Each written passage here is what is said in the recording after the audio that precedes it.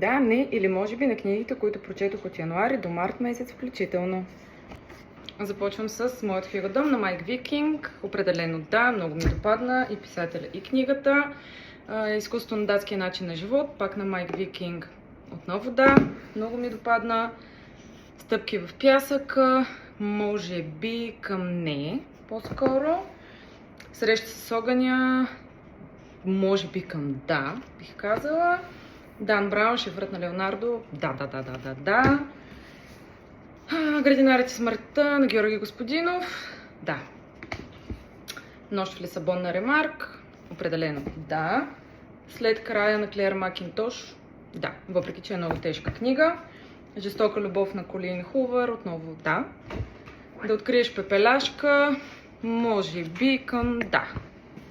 Брулини хълмове, може би към не. Нещо не ми допадна.